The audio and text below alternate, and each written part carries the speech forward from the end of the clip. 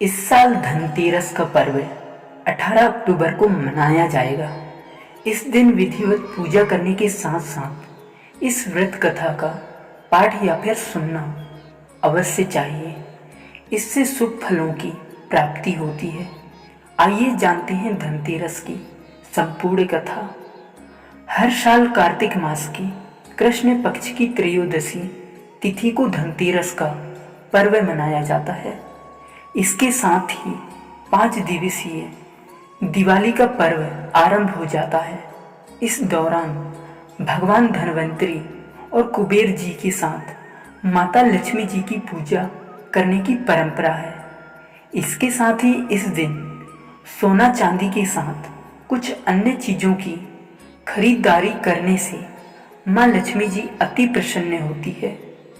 धनतेरस के दिन विधिवत पूजा करने के साथ कथा पढ़ना या फिर सुनना शुभ माना जाता है।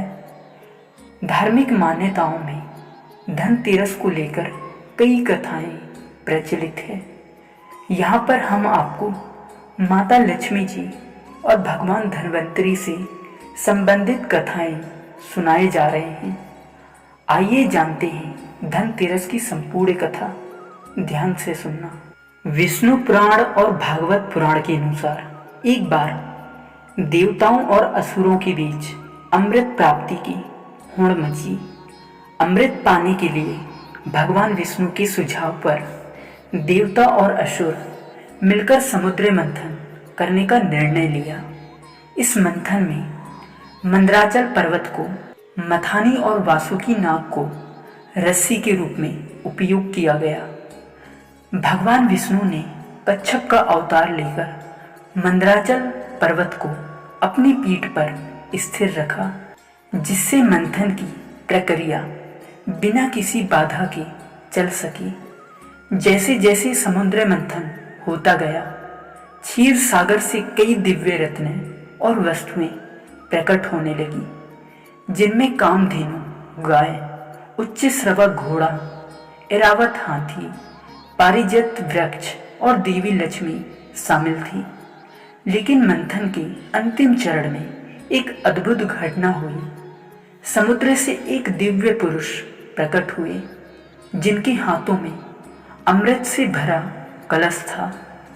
ये थे धन्वंतरी, जिन्हें भगवान विष्णु का अवतार माना जाता है।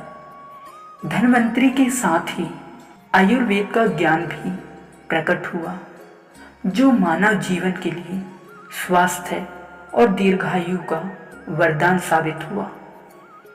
धन्वंतरी को आयुर्वेद का जनक कहा जाता है, क्योंकि उन्होंने मानव जाति को चिकित्सा विज्ञान का अद्भुत ज्ञान दिया।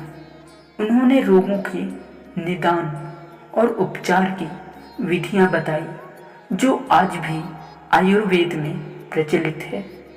उनके ग्रंथों में औषधियों, जड़ी बूटियों और प्राकृतिक उपचारों का विस्तृत विवरण मिलता है। दोस्तों, धनतेरस का पर्व कार्तिक मास की कृष्ण पक्ष की त्रयोदशी तिथि को मनाया जाता है, जो धन्वंतरी के प्रकट होने का विशेष दिन माना जाता है। इस दिन लोग धन्वंतरी की पूजा करते हैं और उनके आशीर्वाद से स्वास्थ्य, धन और समृद्धि की कामना करते हैं।